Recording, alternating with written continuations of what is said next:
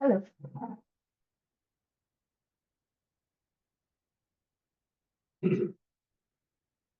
Hi, Nana. Hi, Danny.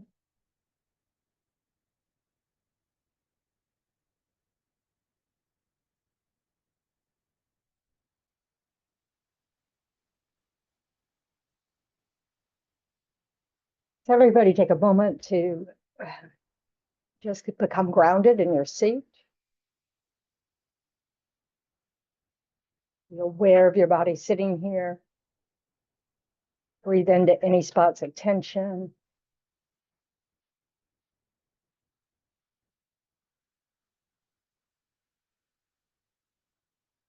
And then invite your mind to join your body. So it's here too, not busy with whatever you were doing before or whatever you're going to be busy with later.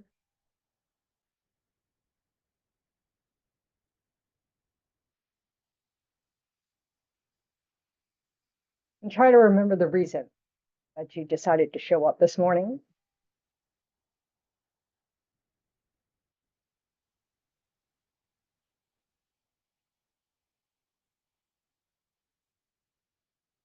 And try to generate a positive intention to use your time well based on that reason.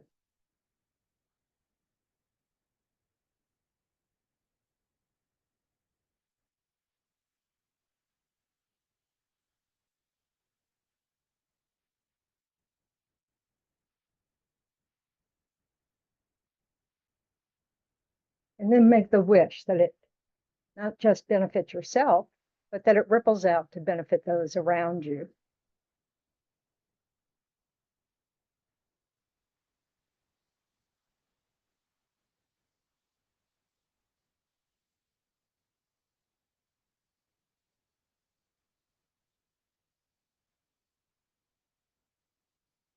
I want you to take a moment to just think about, reflect for a moment on the Buddhist monk or nun advised that you think something good. That phrase, think something good. What would that mean to you?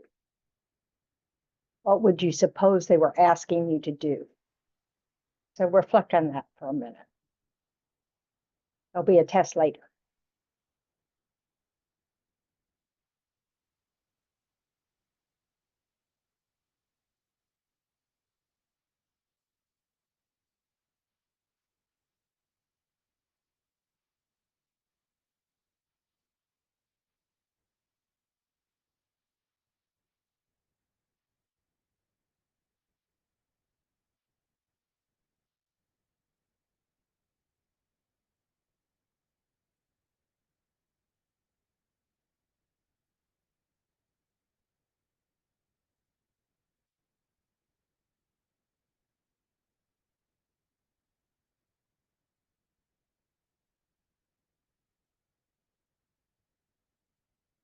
Now we'll recite some prayers to help us with our motivation.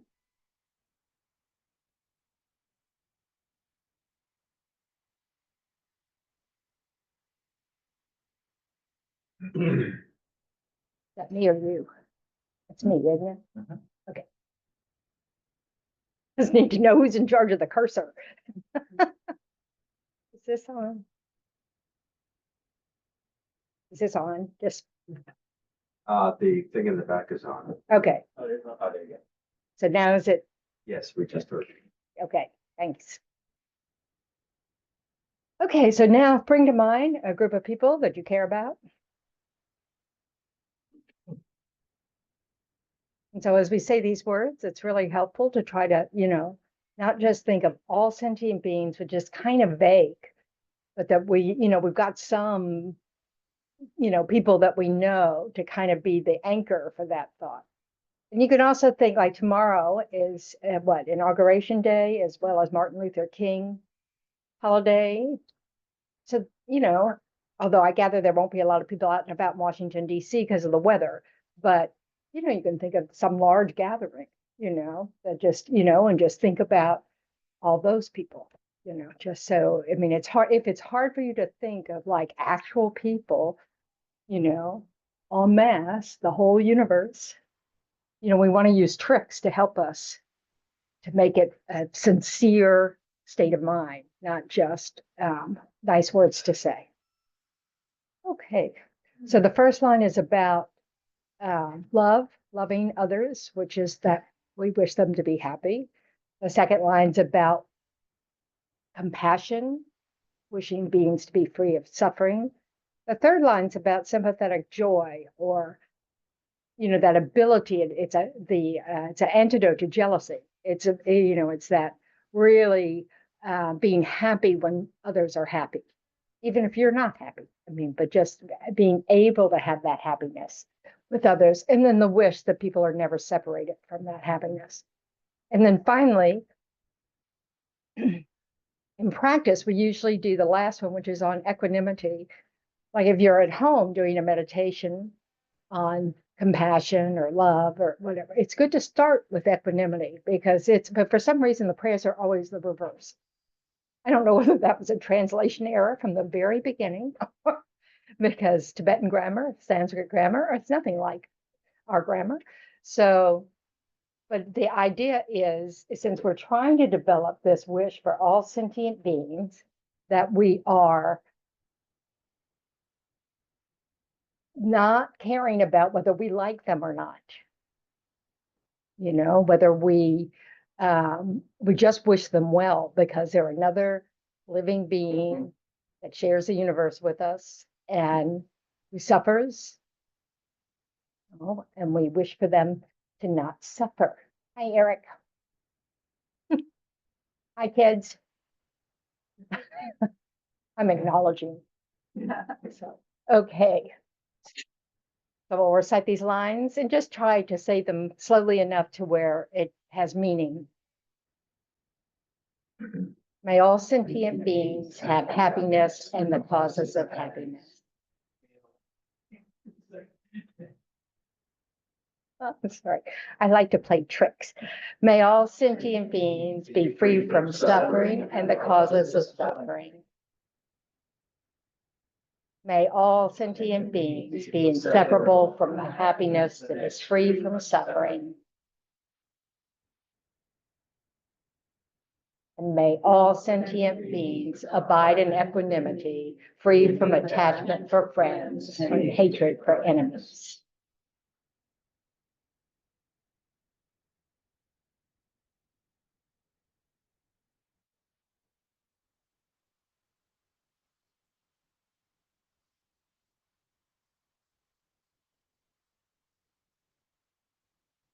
So, for those who are comfortable reciting the refuge prayer, they recite this 3 times. I go for refuge until I'm enlightened to the Buddha, the Dharma, and the Supreme Assembly. By the merits I create through listening to the Dharma, may I become a Buddha in order to benefit all sentient beings. I go for refuge until I'm enlightened to the Buddha, the Dharma, and the Supreme Assembly. By the merits I create through listening to the Dharma, may I become a Buddha in order to benefit all sentient beings. I go for refuge until I'm enlightened to the Buddha, the Dharma, and the Supreme Assembly. By the merits I create through listening to the Dharma, may I become a Buddha in order to benefit all sentient beings.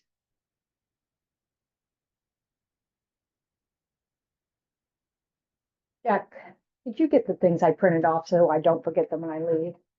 These are all those, things they want you at the hospital, like organ donator, living will, advanced directives.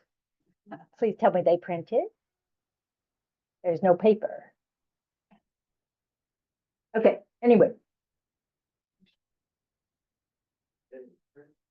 Don't worry about it now. We will deal with it afterwards. Welcome.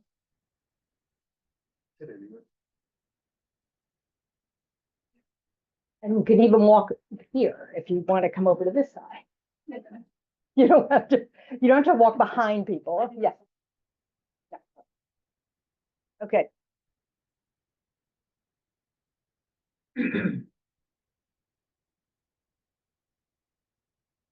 So think something good.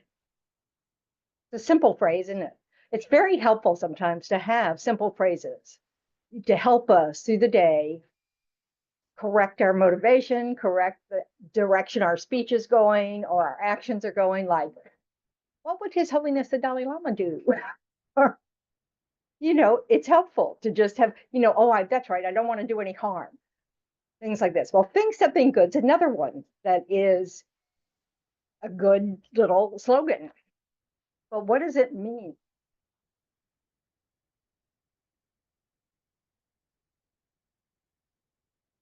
Yes. What may be good for me might be bad for him. Maybe bad for him might be good for me. So how do you think something good? Okay, good, fair enough. All right. Yes. Oh, there, no, Marianne's waving at someone. I caught you out. Never mind, it's a long story. Yeah, I don't need to know. No. Okay. To have a certain behavior that's going to benefit you and somebody else. So you could think, may I do something that will not just benefit myself, but benefit someone else? What's another way to look at it? To create a state of mind where you can have perpetual thoughts of goodness. Like Just create a state of mind where you can have, unlimited thoughts of goodness. where you can have unlimited thoughts of goodness. Yes, that's a long-term effect of trying to get in the habit of thinking something good, is that it becomes the habit. And so, well, we really want to be careful about what thinking something good means, because sometimes we think something and we think it's good, but it's just good for us. It's a short-term view rather than a long-term big view. So remember, I put the catchphrase in here that a Buddhist monk or nun advised you to say, think something good. What are they thinking about? What would I be thinking about? This is the test. Yeah. Have compassion. So that whatever is happening, you can think something compassionate. Or you can just be thinking about compassion as you're doing, whatever you're doing, washing dishes. That's the classic. Yeah, Randy? Everyone reaching enlightenment. So thinking of that, may everyone reach enlightenment. There's a question in the chat, Venerable. Oh, okay. There's a question here too. I'm going to start with the person here because I acknowledged her. Debbie, go ahead. Not fall into patterns that pull you into negative habits. Okay, so if you're trying to think something good, what do you need to do in order to avoid falling into the negative habits?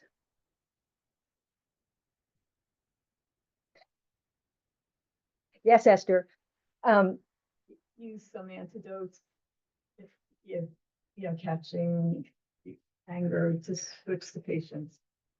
So as soon as you notice that what you're thinking maybe is not good, not nice, not kind, not generous, not patient, not whatever, you can at least remember the slogan, just think something good to help you shift direction.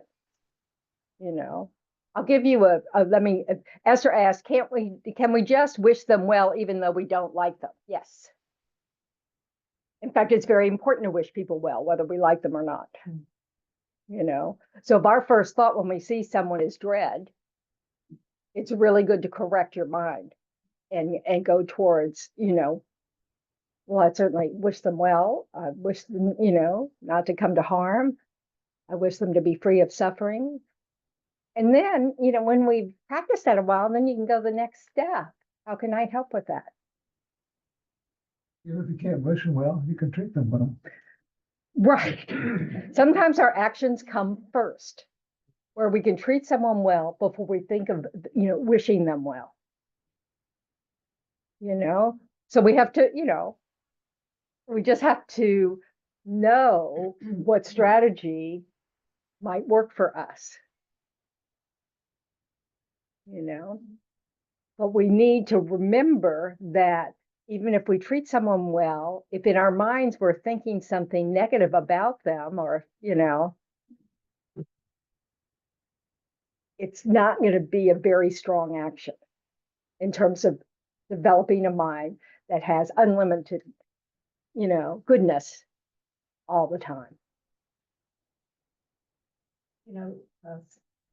Being aware, which you said, if you notice, for me is one of the most important things, because if you're not aware, you're not going to catch any of this. Right. And that's one of the reasons I come here every week, is to help me to remember and be more aware. And that's my little, yeah, I mean, I find Sunday Dharma is like a booster shot. That's how I always used it when I was a student at a center. So yeah, we need to listen to teachings, read texts that inspire us, kind of regularly, because we don't have the habit of just thinking good thoughts. So I guess the key here is that when we think the four immeasurables, those particular thoughts, that's in the vein of thinking good thoughts. It's not about things like, oh, she looks nice today. That's a non-ugly, judgy thought. But it isn't the point. It's not just about being courteous and being polite. It's about really trying to generate a mind that cares about the people you interact with. Now you might have the thought, oh, she looks nice today. I wonder if she's feeling better. Because yesterday, maybe not so much, So, I mean, it isn't like, like in Buddhism, everything, it depends, right? That's the basic answer to any question. Well, it depends, because you have to take into account the needs of others, what you're capable of, all that kind of stuff. So, but I think what is so important is to really go deeper into the thought of what good thoughts are. And we have to do that when we're reflecting. Yes. Yeah. I'm thinking that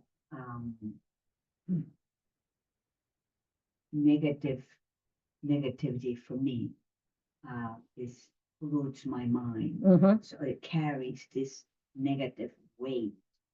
And so just for that reason, I catch myself being judgmental or being impatient. It's just so good to be able to get out of it, because I feel better. And I think whatever I do is going to be. So that's a starting point, is recognizing what's in it for you. What's in it for you is that right away, when we're not going in our mind, we feel better. We have to be aware of that. We have to learn that, oh, is that true? We can disagree and think, oh, I don't think that's true. I think it's nice when I get to just vent in my head and nobody knows what I'm thinking, but you want to really check up and see if that's true, and find out, what if I don't do that? What if I interrupt that negative mind, and think about something else, or think about something positive? Do I feel better? Does the next hour go better? Does this interaction go better? Really notice, because that awareness, self-awareness, is so important. The other person catches it too. So if your mindset is not, the best it can be, is not judgmental, the other person receives the So our energy is sort of contagious. So if our mindset's negative, the other person picks up on that. That's possible. Well, I mean, yeah, you might think it's proven fact, but it's possible because it's not always true. Why? Why isn't that always true? That our attitude's contagious? Miscommunicate. Because it also depends on the state of mind of the The person. other that's person. feeling it. They may not be open to your vibes. They may be very caught up in their own stuff.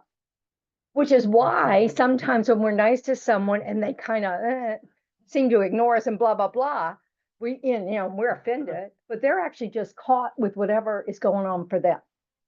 This is why we need to cut them some slack.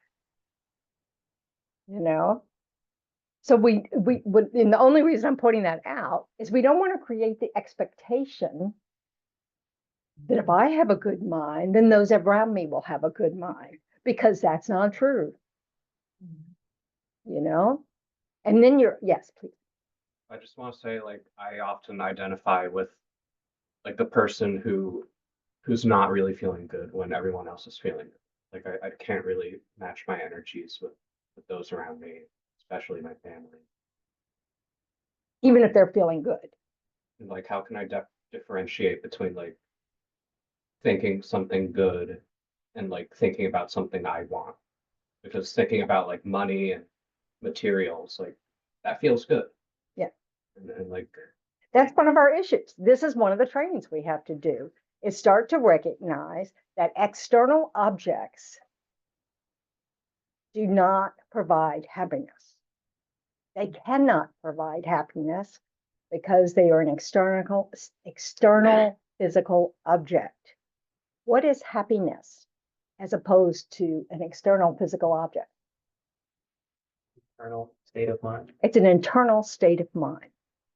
And it doesn't require anything except internal habits of mind that put us at ease. So it's that recognition, because the mind that wants is craving. And it really thinks, oh, well, when I get that, I'll be happy. Well, then what happens? You want something else. And then you want something else. It never ends. Never ending dissatisfaction. like how's that any different from like from like a good deed? Like I do one good deed for someone, now I want to do a million good deeds for a million people. Because you're not doing it for you. Yeah. It feels good to help others. It just does. So it's not about the action. It's about the fact that you are matching your actions to someone else's needs. It doesn't feel good to try to help someone else, and be at cross purposes. It's not enough to do what we think is a good deed if we haven't really looked into whether that will be helpful or not to other people we're interacting with. It can make us feel good. I mean, it's, I'm sure the people who go around and decide, okay, today I'm going to go around and hand out $100 bills. We see stories like that, where somebody just decides to hand everybody out at the grocery store a $100 bill. I'm sure that feels great. And I'm sure everybody who receives it feels great. So there's nothing wrong with that. That's fine. But most of the time we can't fix, like it'd be a lot better. Sometimes I had this thought yesterday, which is really not useful, but anyway, I thought, well, if those people, those billionaire people, that are philanthropists also, there are others that are not. If they just gave every single person $1 million, and you can do that if you're a billionaire, because billions are much more than millions. That would, or you could say, I leave in my will all my money to the Medicare and Social Security system. I know it's hilarious. Yeah, I know it's a great, yeah, dream on. But anyway, but the, The point is that if we have the habit of thinking something good, we might end up there. You know? Because then we're not just about some quick little thing, like that might make someone feel good right this moment, but we're trying to provide something that might have lasting benefit to the whole system, But both are good actions,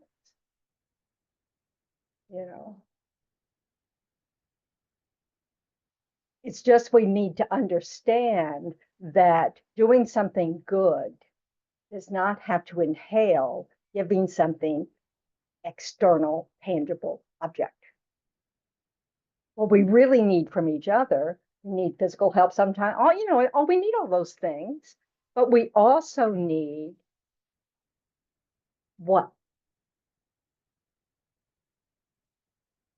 Kindness, compassion, supportiveness, patience.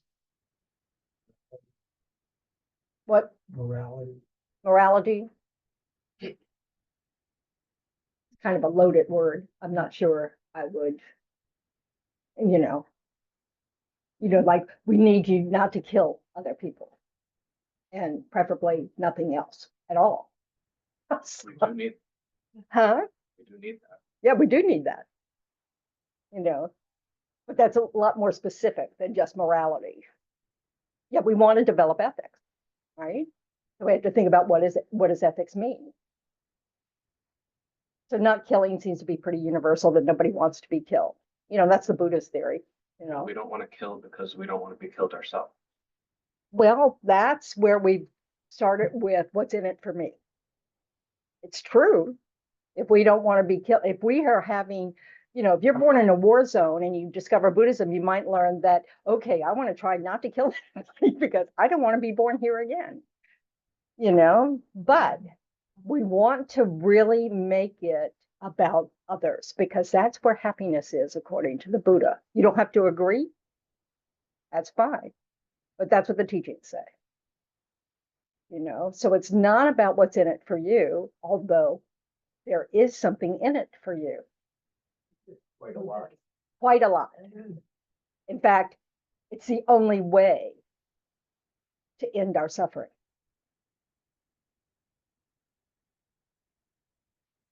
So we start where we are. So certainly, it's like in the teachings, it says that if you're generous because you're hoping to get people to like you, that's still generosity is the cause for resources in the future lives. It will still cost that, but it won't have any great depth to it. But if you develop the generosity that gives without any thought of what's in it for you, that's the kind of generosity that gives unlimited resources.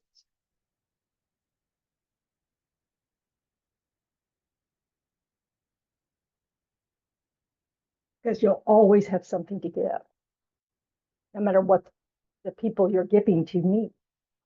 So that requires a whole different kind of resource. So it means yes. So an action with an interest behind would, although it's not on a long term, it's not producing a mind with a positive habit, it still creates merit, but it's not creating that mind, future mind. Yeah, you could say it that way. Because it's still a self-grasping what's in it for me mind. Now, all our minds at this point, since we haven't realized emptiness, have self-grasping in it. There's always an element of that. That's what a contaminated mind means. It's contaminated with ignorance. It's a matter of the degree. And the more our mental habit develops the habits of being patient and kind and generous and the less self-grasping is present in it. Because it just becomes a habit. It's not like you have to think about, what's in it for me? And then you do it. You just do it because it's now your habit to do it. And if you see a situation you can be of help, you jump in and you help. If you see an opportunity to be kind, you jump in and you're kind. If you see an opportunity, yeah, Motivation. Affects the strength of the. of course. Yeah, and that's why emptiness is the great purifier. Once you realize how things actually exist, there will be no self-motivation at all. So all your bad karma seeds can't produce any. That's big picture. Back to the basics. You have a question about that, Randy? Okay. Bodhicitta, the mind that wishes to become enlightened for the benefit of all sentient beings, is also a great purifier. Why? Why would that mind be a great purifier? What do we understand about purification? Enunciation, Well, it's really renunciation of what?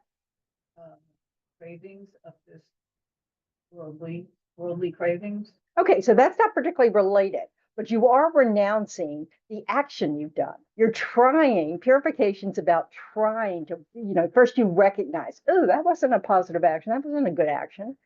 And you regret it. And you regret it because it harms someone else and because it harms your future karmic seeds, so it's the whole package. And then you resolve to try not to do it again for as long as you think you're able. You make it realistic. You don't lie. You try to be honest with yourself about your effort. Okay. The more powerful your mind is, in other words, the more you really are able to not do that action again, the more powerful the purification is, because that's what it is. It's a mental purification. Nobody's coming down saying, okay, you get 10 points for that one, 100 points for that one. No, it's just simply, if you never do it again, that state of mind, that action's gone.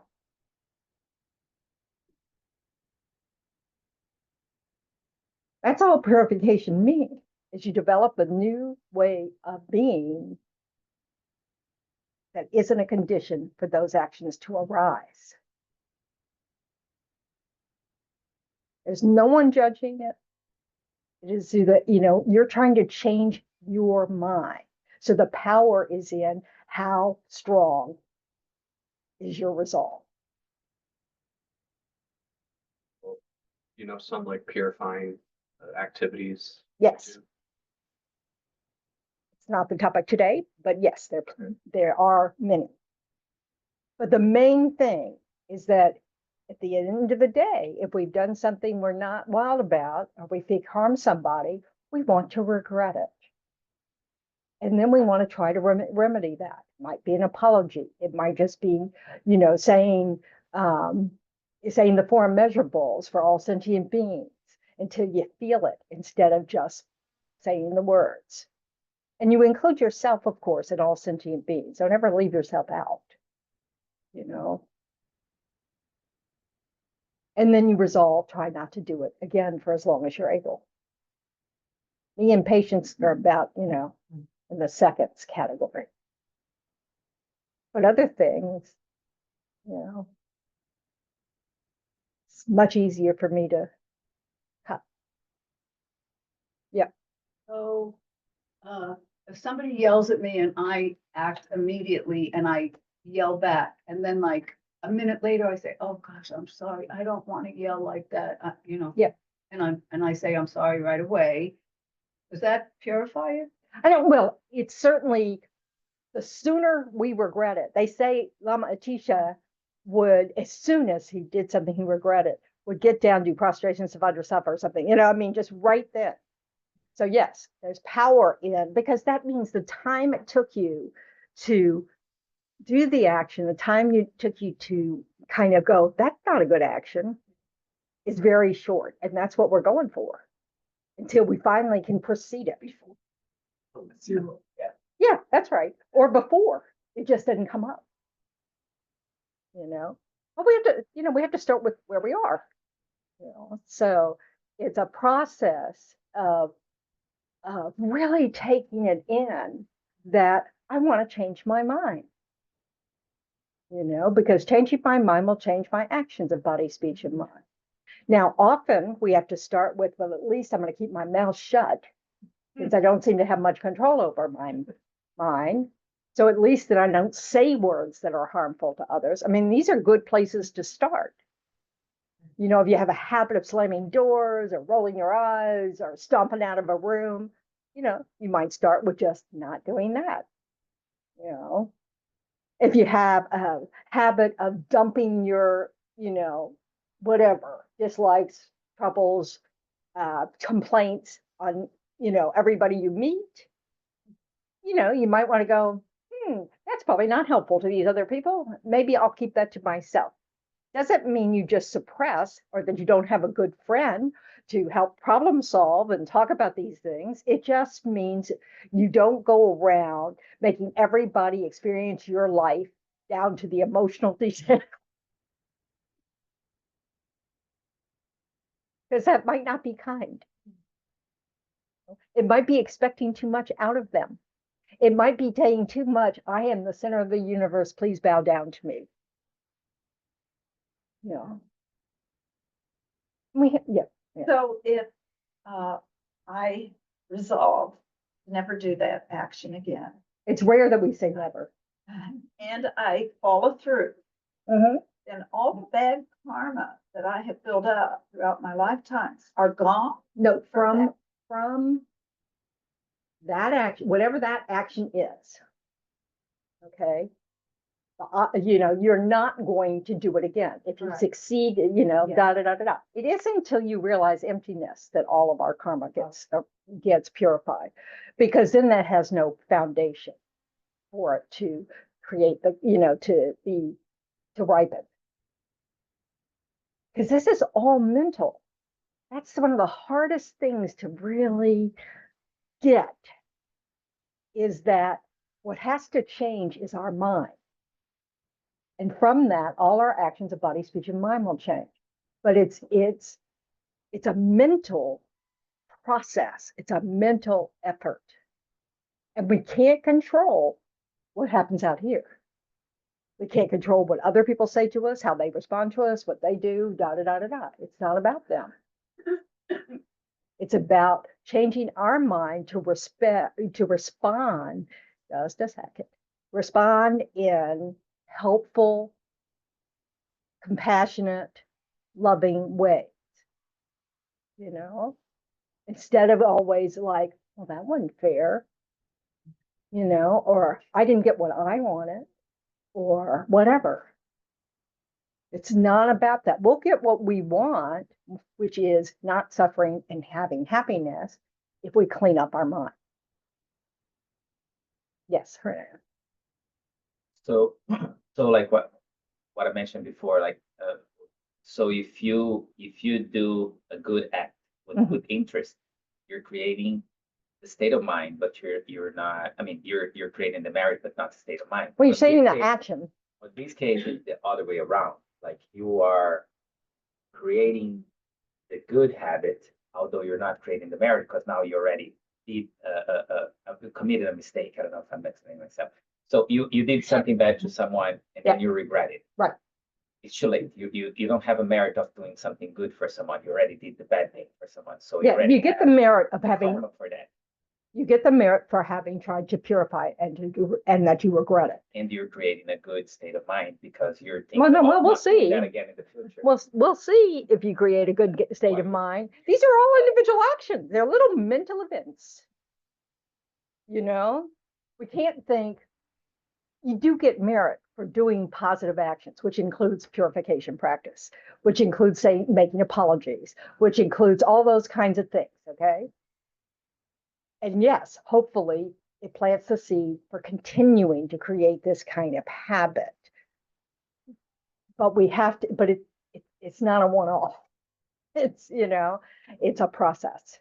So yes, you get merit for all of our, you know, we place karmic seeds for every mental event, every one. There's 65 in a finger snap. We place 65 karmic imprints on our mind stream. We think really fast. Fortunately, since this is a mental effort, we our mind can keep up if we become aware, because that's key. We have to become aware. So say you're doing your purification practice and you have this strong motivation, and then your mind drifts off. You're saying your little Vajrasattva mantra, and you realize, oh, I'm now thinking about whatever, something else. You're just thinking about something else. Well, that mental moment is not as strong as the one before. And hopefully the one after will be okay. So this is the thing. We need to recognize that instead of keeping a tally of, good points, bad points, good points, bad points, and keeping a chart of that, you'll never catch up. Which is why we also have to think about realizing emptiness. But yes, I mean, so we even just having the intention to sit down and do a purification practice is merit. And every moment where you're doing it with a positive intention is merit. And then those moments where you get distracted and you're thinking about something, don't have that merit. Just the way it is. But we don't have to keep up because we're trying to develop a mental habit. One day that mental habit will be so strong, you will not get distracted. Your motivation will not drop because it's just a habit, So yeah. Would you someday have a talk? I know you've talked about so many times. Yeah, you should be embarrassed even asking that question. But am I get lost in? Yes, you do. It's a repetitive subject. Take more than one, No, session. we have whole courses in it, I think we should. I teach it again. Uh-huh. You'll have to request that from somebody who's in charge of that. In charge, you're in charge. No, I'm not. You're not in charge. No, that's a myth. Okay. So, Okay. but if you have the opportunity to take Discovering Buddhism, there's a whole module on emptiness. Doesn't mean you'll know it when you get it through. You'll be still a little more confused. But anyway, that's the way that's the biggest slow project of all, is really developing wisdom. And you've heard me say, what are some of the little tips about trying to remember that reality is not as it appears to us? It's so sad. That reality is not what, say it again. That reality is not a. Because everything is temporary. Like, I mean, you could look at, someone who you perceive as an enemy, right? Someone's loved one. You could just see like your own perceptions are not the same for everyone. I think you could think about how your body looks under a microscope, not quite the way we perceive it. But what are some simple things you can do? I know I've said this several times. So, okay, I'm going to, yes, Debbie. I don't know if that's what you're gonna say, but to see how somebody else would see the situation is different. Yes, changing our perspective on everything is one of the ways. But what we really just need to do is start with going around realizing that everything we see, hear, think does not exist as it appears to us. Lama Zopa Rinpoche used to put up signs at retreat and everything. He didn't do it personally. He asked people to do it. Signs about everything. This tree is not what it appears to be. This wall is not what it appears to be. Why? What does it appear to us as? Now, this gets to some of the things. It feels solid, permanent. Feels like it is it from its own side. And it's true. If you run into a wall, it will hurt. It's not that it doesn't exist. The way we perceive it, though, is in addition to the way it exists. We add an extra quality on top of everything that exists that isn't there at all. It's like, and the thing that we do the strongest is ourselves. We think we have some sort of permanent nature that defines us, that is us. Not that we're a series of mental events and physical events happening constantly. Ever changing, nothing you can grab onto. If you were to look for you in all those moments, you would never find you. You would find a moment of body and mind. Now, why? Who cares? Oh, that could be the next legitimate question. Who cares? It doesn't seem like a big deal. But this is why we protect ourselves above all else. And everything we think belongs to us, our family, our kids, our partner, our, job, whatever, it becomes this, that's mine. We have this ownership of things. We try to own other people. Our disturbing states of mind arise from this misperception,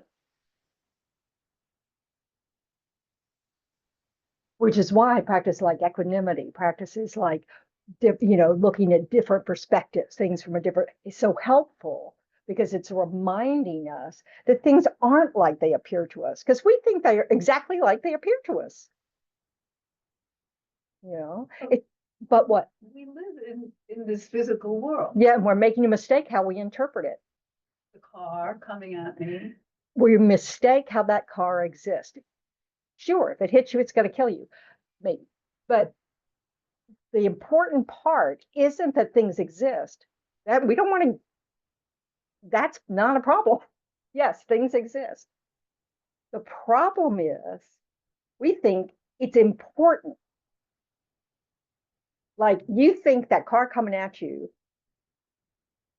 matters. What is matter? Why? Yeah, it's matter, but why does it matter? Because it's a weapon. It could hurt you. It could hurt you. This is our problem. The people in the car. Or the people in the car, because we grasp at their selves too. This is very, very subtle. It's hard to get at it. Why does that matter? Because we're willing to kill every bloody person on the planet to get what we want. And we see people who do it. That's the extreme of self-grasping. I am so important. I get to choose. And I'm going to kill all the people I don't like. We have examples in history of that. This is the consequence of mistaking how things actually exist. Instead of seeing things as interdependent, our very happiness depends on the happiness of others. Of understanding that if we want a planet to live on, we all have to cooperate and clean it up. It's not one person's job. It's, that this is how, we are interdependent. It matters if we take care of everybody. Because when we don't take care of everybody, things fall apart. We need to respect the fact that everybody wants to be happy, doesn't want to suffer, and none of us seem to know what we're doing. So we had to work on our mind. Because why do you think our landfills are full of stuff? Where does waste come from? Food. Craving. Oh, I need that. I want that. And so we get that. Oh, I don't want that anymore. So it goes into the landfill. Oh, I want this. I want that. Oh, I don't need that anymore. It goes into the landfill. We change commercial buildings constantly. That's one of the biggest suppliers of landfill is, new furnishings for some new business, and, the building might stay the same, but all the stuff inside. How many condos do you think get renovated every year? That's craving, and that's all it is. Oh, I want the newest thing. That's seeing objects as being a source of happiness or a source of status or a source of, but it's only those things if we give it those things. Like if you look at someone and say, ooh, they live in a nice house, they have a nice car, they must be good people or successful people. I want to be like that. We've made that story up. So now having lots of nice things, expensive things, and lots of the keyword there is lots and lots provides status. But that's a story we make up.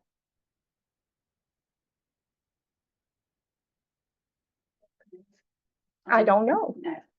You just did. That's just the first one. The second one is, so if everybody purifies themselves, there won't be a world left. This world won't be left. Well, not this version of this world, because we won't need any of this stuff. If everybody became enlightened at the same moment, we just live in bliss. Would be an economy? It'd be what? Would there be an economy? There wouldn't be a world like this at all. There would be no gross physical form at all. An enlightened That would mind. like- I'm sorry, that would be like our extinction. And that No, sounds like a God, negative no. thing. But you see, you've just twisted all those words. Did I say you don't exist? What did I say? You don't need physical things. I said that. Those wouldn't exist. What else did I say? We live in bliss. You'd live in bliss. Oh, let's just forget that part. No, that's the good part. Yeah, that's right. So hold on to that. Well, then don't think that that's non-existence. That's interesting, isn't it? That we think bliss would mean that we don't exist. When that's all we seek is bliss. What she's saying is like, I want the bliss, but I don't want to give up everything else. Right. Because I need everything else for the bliss. And it's not true. That's one of the ways we grasp. No, I wasn't saying that. Okay. Oh. It's curb that violent tendency. Oh, yeah, right. Oh, Yeah. I'm teasing you, sorry. but I mean it. Yeah. So, but this world that we know would no longer exist. Because the world that we know doesn't exist. Say it again. The world that we know doesn't exist because everything appears to us in an incorrect way. Buddhas see what exists, but And also because this word would be a word of meant for purification. Once you pass that stage of purification, there's got to be something else other than that. yeah, there's bliss. There's no this or that. The people who are Buddhists and are here in this Helping us. reality, do they still have computers and do they still buy things? Do they? God, live this is in this just, reality? do you really understand how ridiculous these questions are? I mean, if they're they're- saying it's going to be a whole different world, so.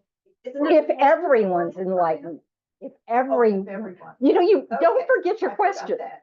Yeah, if everyone, there'd be no need for samsara. Samsara wouldn't manifest. Samsara is simply a manifestation of our karma. When we're no longer creating cyclic existence, we won't have that. We will exist.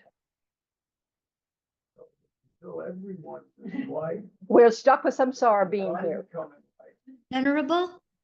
Yes. Venerable? I really Yeah, it's Jean. Wait, I'm having two questions here. Oh, let them go. What? Who's Jean. talking? Jean. Hi, Jean. Yeah, hi.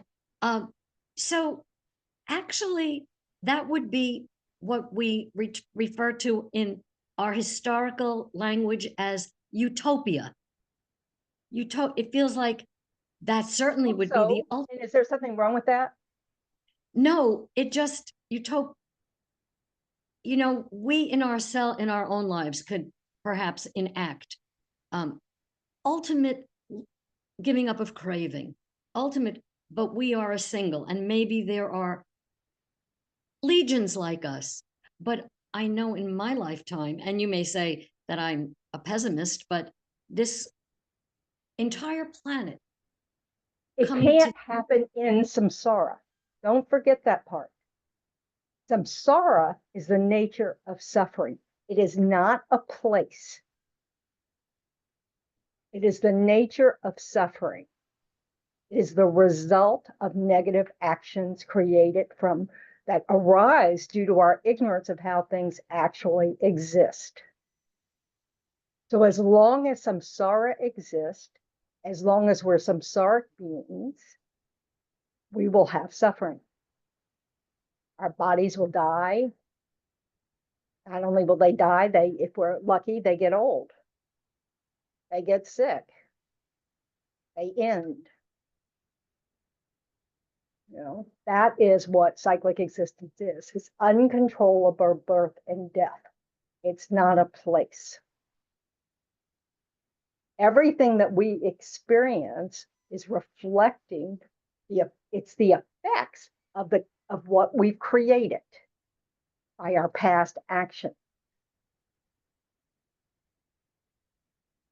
Okay? Life after life after life. So in this life, everybody who's in this room, everybody who is on Zoom has pretty good conditions. That's what ripened for us in this life. Can that change? Yeah, we have a terrible mind at the time of death. We can be born in really not so great, circumstances because a negative seed will ripen. We might not even be born human. So it isn't about whether we could create utopia. It's whether we can remove all the causes and conditions for samsara. And what will be there naturally is nirvana. It's not a place. Again, it reflects the effects of your mind. So if you no longer have any ignorance, if you no longer have any negative states of mind, if you no longer have any grasping, all that kind of stuff, you will always have the results of that. Okay, so beings who are already there, they're already liberated from cyclic existence, beings who have already reached complete enlightenment, or Buddhas who are omniscient, whose minds pervade everything, if they manifest something to help us, they have to deal with our samsaric life. Do they suffer? No. They have created no cause of suffering. They will appear to suffer because we're trying to learn from them. Or we could, they're not some bright, shiny object. They look like us. They help us, or they look like a snake if they're in the animal realm trying to help other snakes, So it's not about, oh, well, you're absolutely right, Jean. This samsara can never be utopia. Samsara cannot be utopia. There are contradictions in terms. They oppose each other. Every samsaric being has the capacity to get out of samsara.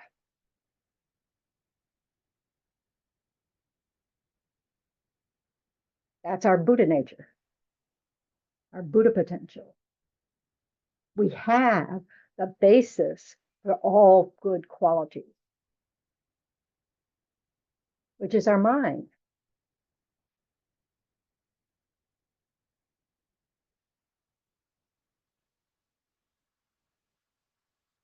So if you're looking for this world to get perfect for you, it's not going to happen because it's a samsaric world because we're samsaric beings. That's what we live in.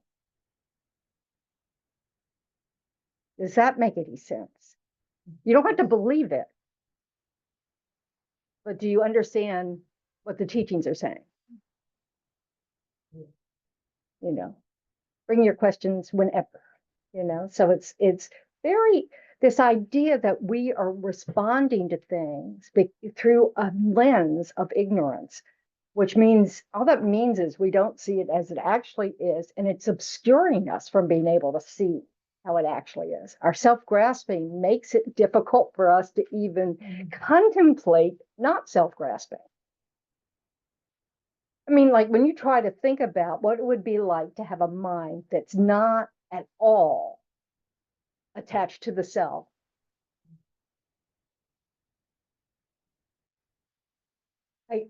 Do we, like when we think about a mind that for one moment it doesn't have self involved, it's very hard, isn't it? That's because we're falling for the way things appear to us. It's just ignorance. It's not because we're stupid. It is because we are misunderstanding how we exist.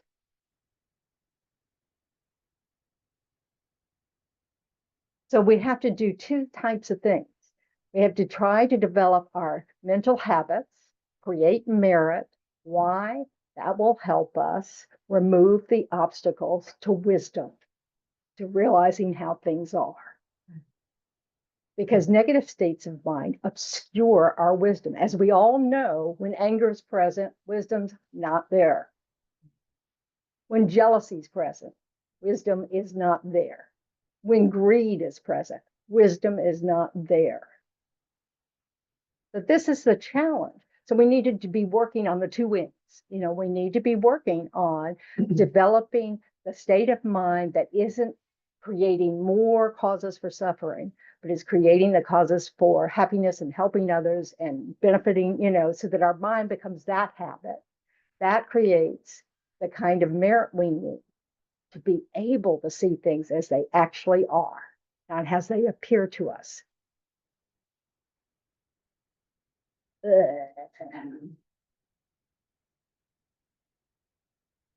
Be nice if we could have a course on the two wings.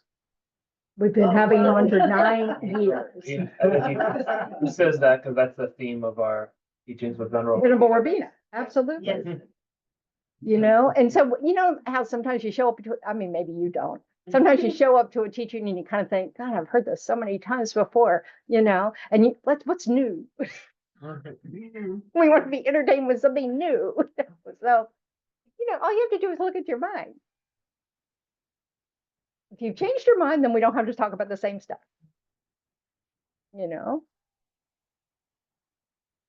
It's really,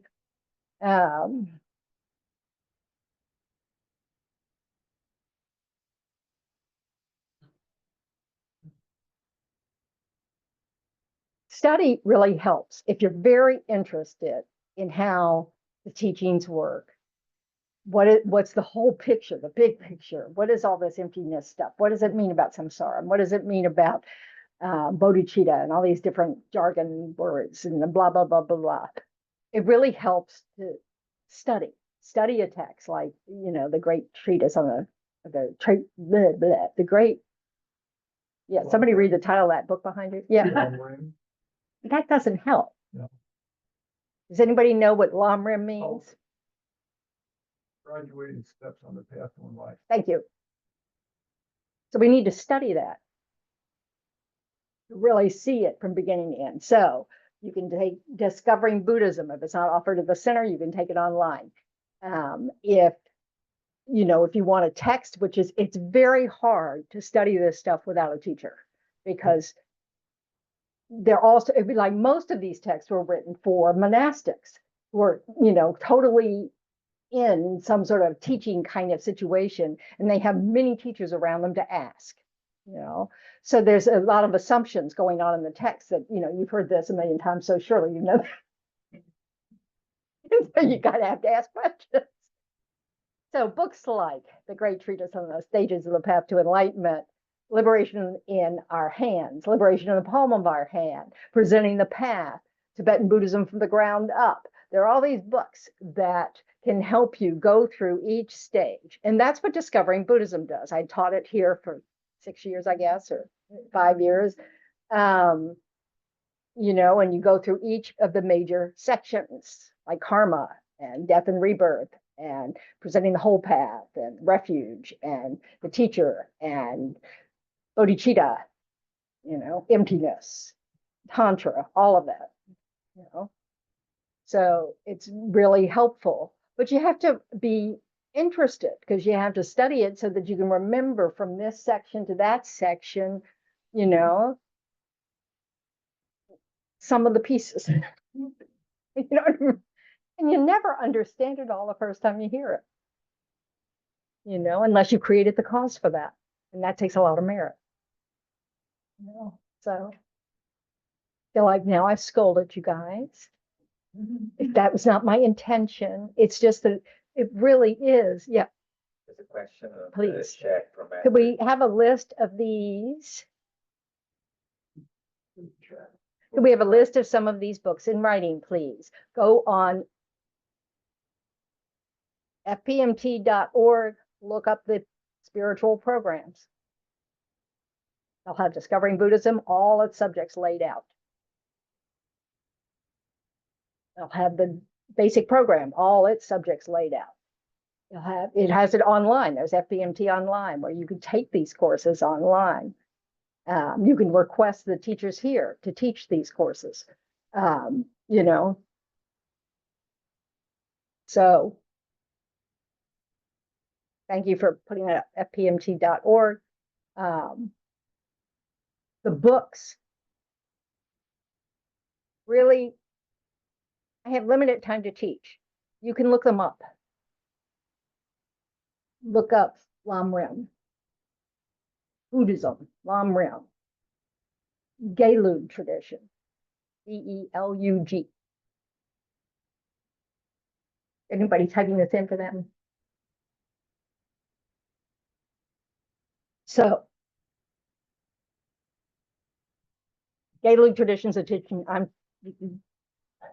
is the tradition I'm teaching from, and that's only important in the sense that all the different varieties of Buddhism have slightly different views.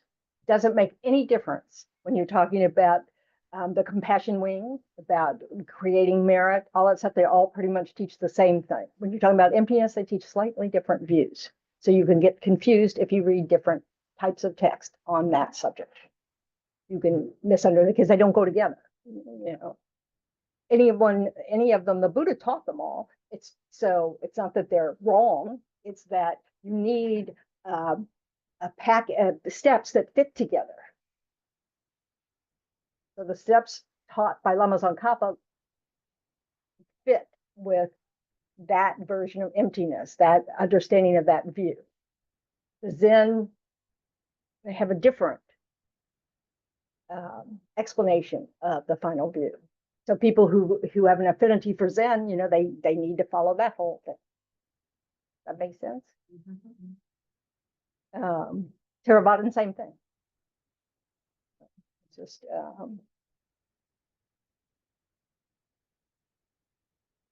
and I encourage you to do so. You know, if you're really, I mean, Buddhism, obviously, you know, I hadn't, you know, I don't even know how it happened, but I have an affinity for it. But I've studied hard. And it takes that to really, you know, to answer a lot of these questions. You know, it's like, you know, you need to study a little more to be able to do that. But you don't need to study a whole lot more to work on your mind. But to work on the view, that takes some study. And most of it makes zero sense on first look. The text on wisdom are really challenging.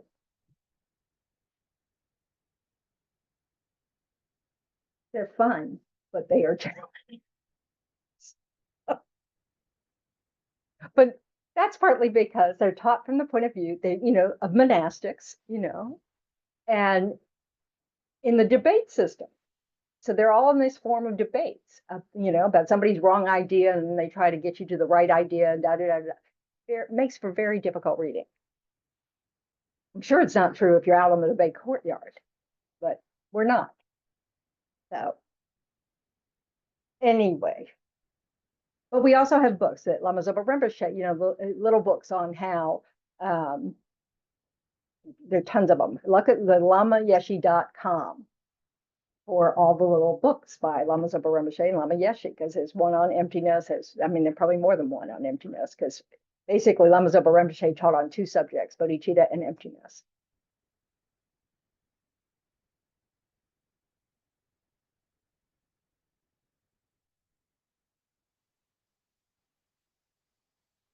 Okay.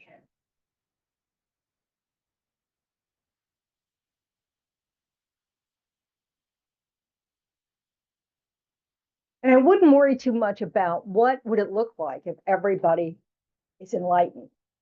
Because trust me, you will have no worries then. So, it's like, no, I can't imagine what it looks like because we don't have that. And so far, no one's had it. As long as there's suffering sentient beings, samsara exists. But that does not mean Buddhas and Arya Bodhisattvas are suffering. They're not. Because they've removed themselves from this kind of existence. They live within it to help us. But they don't, they don't suffer because they don't create the cause for suffering. So that's where karma, understanding karma, not that you can, mostly karma is a hidden object because only a Buddha who's omniscient can know all the different causes and effects that are going on. And we can't because we can't even know our own. We can't remember our past lives, much less yesterday. So. Is it what, in a way, I'm grasping, understand? We At can all? be, but what we mostly grasp after is it to be easier. Yes, definitely. And then we also kind of grasp, but I want proof before I do the work. And that can't happen in this case. There isn't any proof until you do the work because it's a mental event. And we can't read other people's minds. The realization of emptiness is a mental experience. It is not physical.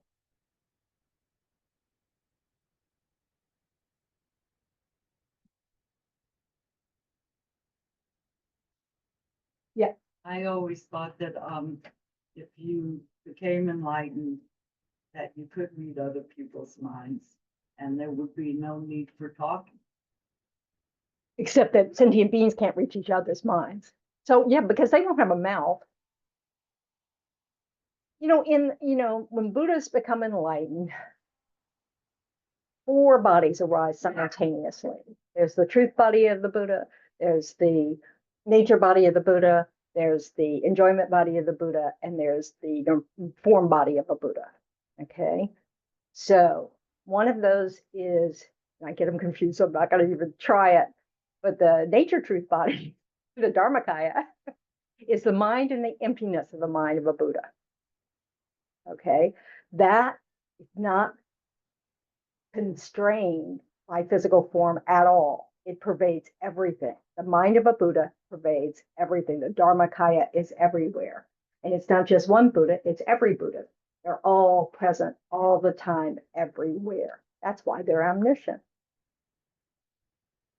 They don't miss anything. And every moment that arises, they know everything that's there because it is everywhere. The enjoyment body of the Buddha is a form, like usually it's depicted this way, like these different tankas, is what they look like in a Pure Land teaching bodhisattvas who are not Buddhas yet, so they cannot communicate with Buddhas as if they were Buddhas. They need a form body. It's a body of light. It's not like our bodies. It's more subtle than that.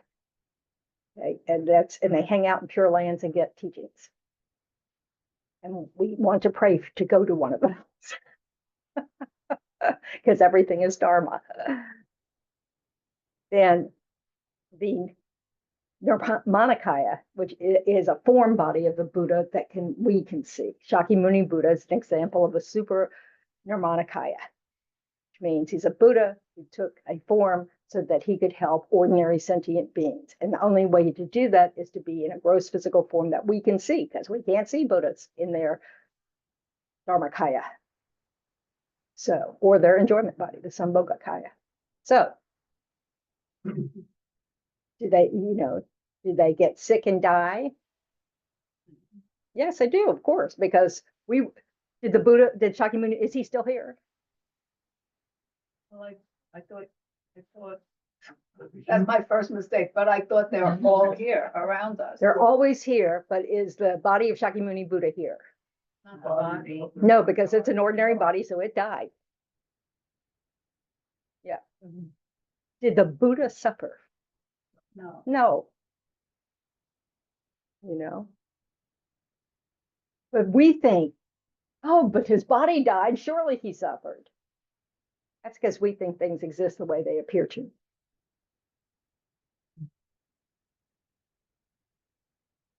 No. These are difficult points. I mean, in the sense, because it's completely outside of our scope of experience.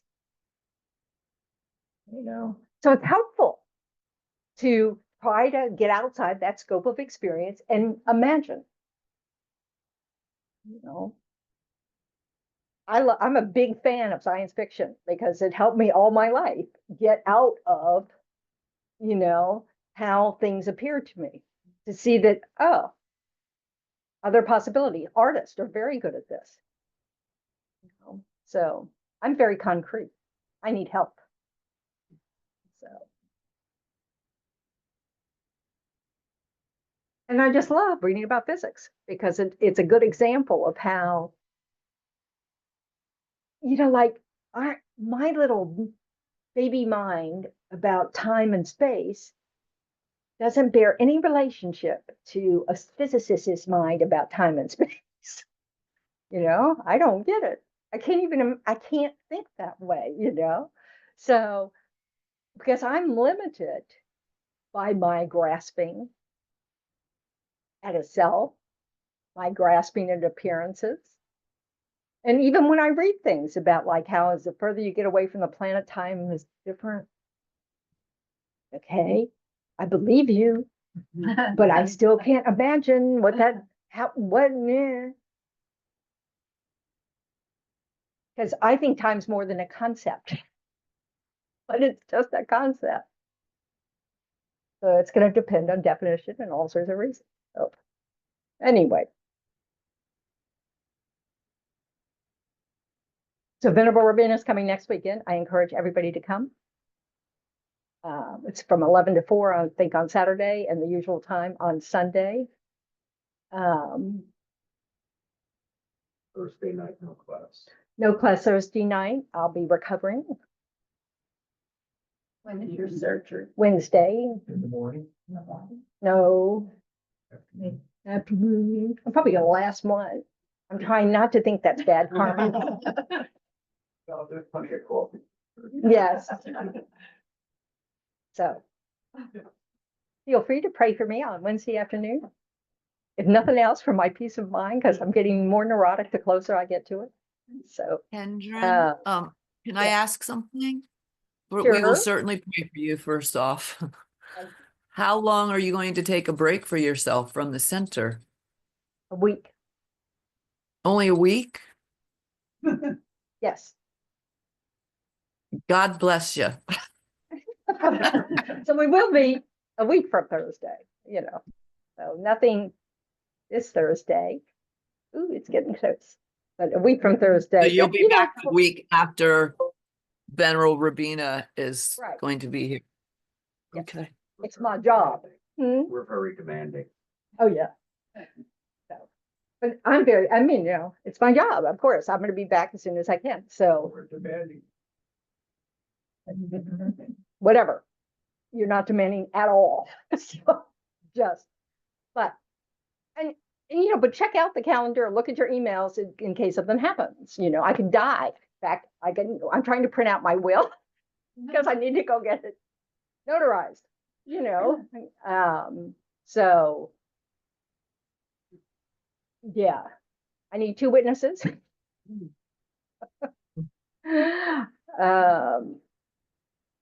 Yeah, I had to add new, you know, beneficiaries, like new nonprofits that want to support, you know, all that stuff. Always fun. Because if I die now, there'll actually be money in my savings. 10 years from now, probably not so much. But Please check the schedule. Also check, I mean, I don't know, if are people supposed to register for Venerable Rabina or not? Yes. Register for Venerable Rabina, don't forget that part. And yes, and there's a link in the chat. Thank you, Nana. To everyone. So Venerable Rabina is planted the seed for me to become a nun. She was the second teacher I ever had in Tibetan Buddhism. I asked her how to become a nun. She can be really powerful. So, and I may be able to show, I doubt it. I thought I would be able to show up for some of it, but the way the surgical nurses were describing things, I don't think I'll be able to. So anyway, but I may be calling you to drive me to the center and stuff because I have to wear a collar for 2 weeks, so I won't be able to drive. So, so that's enough about that. Any last minute burning questions? Yes. You cultivate Buddha nature. How do you cultivate Buddha nature? The good news is we have it. We don't have to cultivate it. Working on our mind to expand our compassion, our love, our generosity, our patience, all our good qualities is the way to develop, to fulfill the potential of our Buddha nature, and then develop wisdom. That's the other piece. But so that's how you cultivate it. It's just, I mean, every time you think about something that someone's done that's kind or helpful around the world, you know, you think about all those people in war zones that are delivering aid. You can think of all the doctors in the world, all the nurses in the world, all the therapists in the world, all the teachers in the world, all the nice neighbors in the world, all the people out there. Every instant of their kindness or helpfulness or generosity or patience is a manifestation of their Buddha nature, you know? And this is great news. This is really who we are. You know, nothing to cling to, nothing to, we don't need to grasp to that. We want to make that shine. Not the fears, not the self-grasping, not the worries, that, all that stuff. We want to make our natural affinity for compassion and love strength. That help? Yep. Anyway. And when you have those moments where it's really clear in your own mind, where you just kind of just feel that, rejoice. It's really good news. All right, let's say some prayers to dedicate all this positive efforts we've been making today. So we want to think about, what am I trying to think?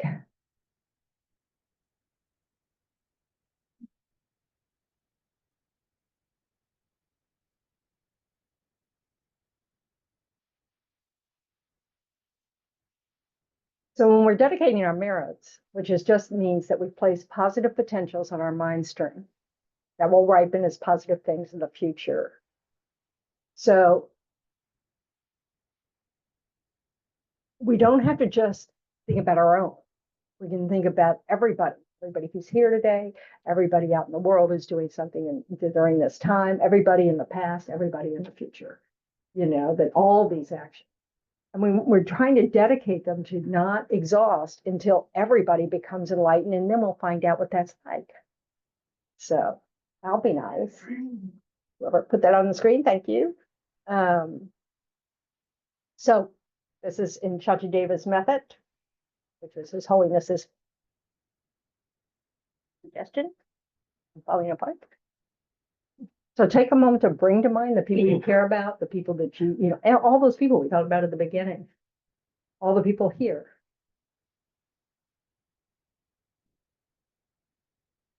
May all beings everywhere, plagued by sufferings of body and mind, obtain an ocean of happiness and joy by virtue of my merits. May no living creature suffer, commit evil, or ever fall ill. May no one be afraid of a little, with a mind weighed down by depression. May the blind see forms and the deaf hear sounds. May those whose bodies are worn with toil be restored on finding repose. May the naked find clothing, the hungry find food. May the thirsty find water and delicious drinks. May the poor find wealth, those with sorrow find joy. May the forlorn find hope, constant happiness, and prosperity. May there be timely rains and bountiful harvests. May all medicines be effective and wholesome prayers bear fruit. May all who are sick and ill quickly be freed from their ailments. Whatever diseases there are in the world, may they never occur again. May the frightened cease to be afraid and those bound be free. May the powerless find power and may people think of benefiting each other. For as long as space remains, for as long as sentient beings remain, until then, may I too remain to dispel the miseries of the world. And now I'll recite the long life prayer for His Holiness. In the land encircled by snow mountains, you are the source of all happiness and good. All powerful Chenrezig, Tenzin Gyatso, please remain until Sara ends. And for the swift return of Lama Zopa Rinpoche.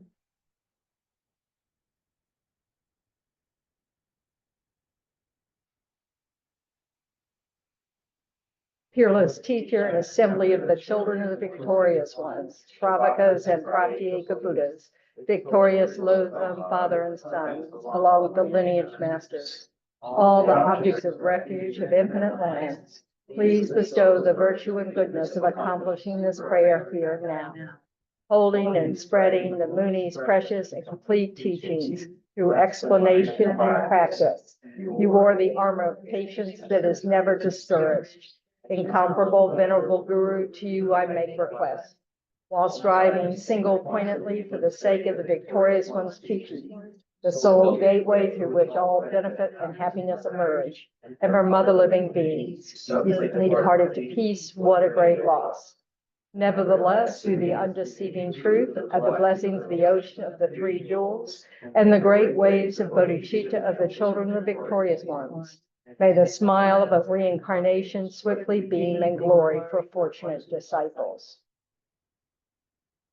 Thanks, Tali. And remember, you can email me, like if you want me to go through the list of books and stuff, just tendron108@yahoo.com. Hasn't changed in 22 years. So, feel free. So I'm happy to repeat them or send you to a list if I can find one. Anyway, so take good care.